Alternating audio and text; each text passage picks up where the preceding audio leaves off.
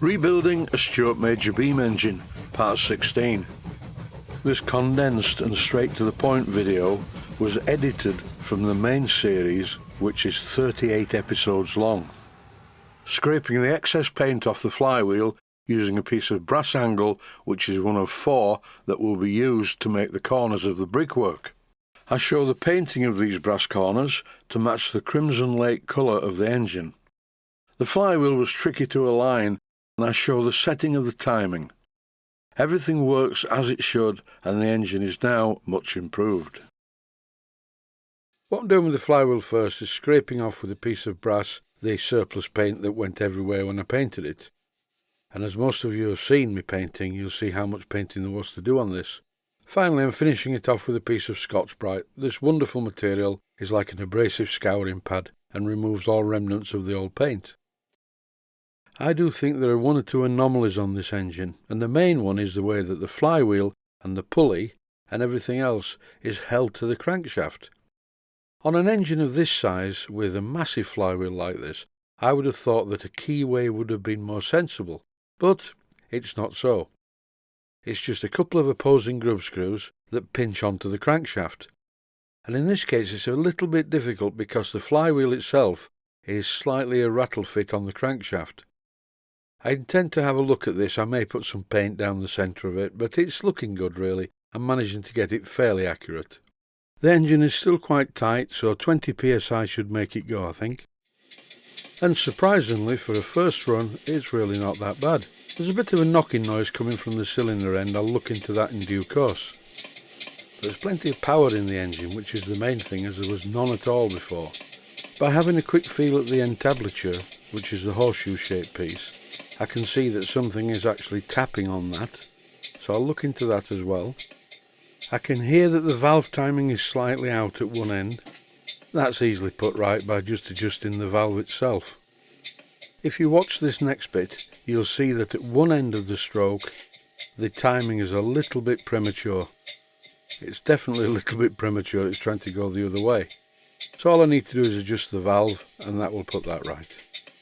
The creaking that you can hear is my weight on the chair. I have a very old chair in the workshop and it creaks a bit as I move around on it. I'll take this opportunity to use some Scotch-Brite and get some more paint off the flywheel. You can see the little bit of run out on the flywheel. This is just down to getting the grub screws right, so I'm not worried about that. The final episode will show the finished product as close as I can get it. Plus I'll show you what I did with the corners of the brickwork. Valve timing on the steam engine is very important. Early admission is the best way to go. Most steam engines use late admission and the flywheel limps over top dead centre and then gets a kick on its way by the admitted air or steam. You can hear that the timing's out by the noise that the engine makes. It's going 1 2 1 2 1 2, and after I time the engine perfectly it sounds like this. So the engine's timed perfectly and we still have the knock at the cylinder end. But I do know what this is. That's the parallel motion that needs adjusting. So after I adjusted the parallel motion to the correct setting, the engine sounds like this. Ah, that's more like it. The engine's running much better now. It's running in harmony with itself, nothing's knocking, and it's running very well indeed to say the thing is still quite tight. Once the engine beds in, the slow running will improve, but it is capable of quite slow running now.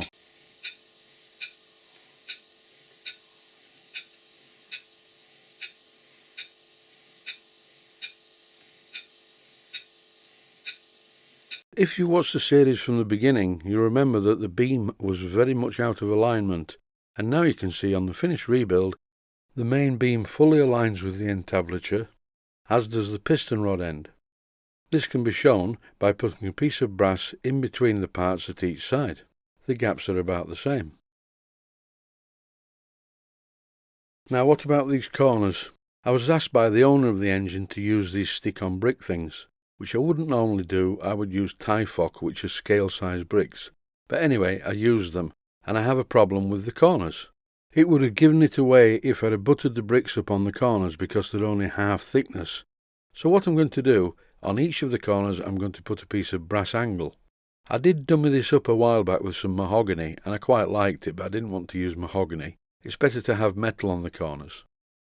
Looking at it though, I don't think the brass works. If this was a brass engine it would be fine, but it's not. It's a very large cast iron engine. So what I'm going to do is paint the brass. The first thing to do though, before I do anything with the paint, is to clean up the surface of the brass. And by clean up, I really mean roughen up the surface of the brass, not forgetting the inside surface, because this will eventually be stuck to the brick, and it's no good if it just falls off. A quick health and safety warning: when doing a job like this, always wear suitable PPE, personal protective equipment, like safety glasses. After shaking the can vigorously for a few minutes, it's time to paint the components. This paint is very runny, and I believe that to be so because the paint contains an acid, and you need a little bit of time for the acid to eat into the metal, so it's quite slow drying. Rather than leave the camera on the drying paint, I'll put the camera on the engine running on the bench. I've been running this now for a couple of days and it's starting to free off. And eventually as it runs in it will get very free running.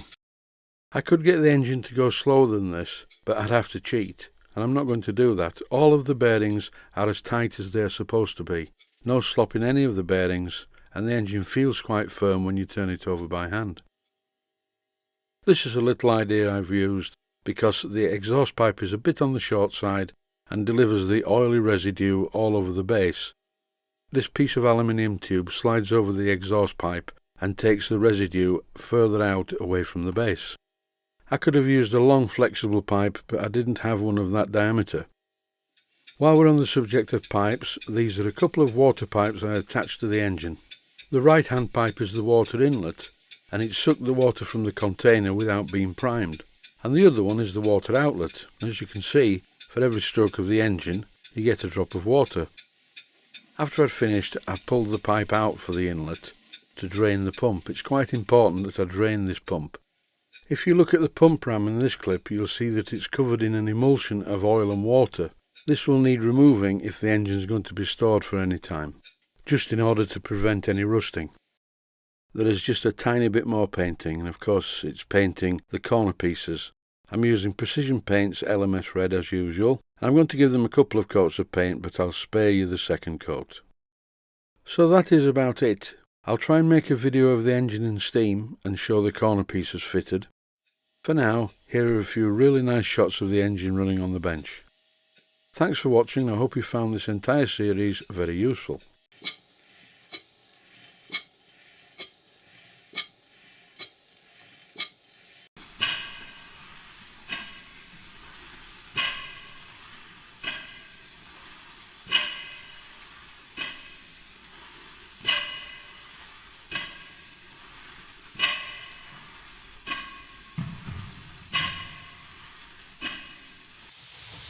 Please take the time to visit my Mainsteam Models website and click on the section of the website that says Video Playlists. And by doing that, you can find other videos that you may like to watch.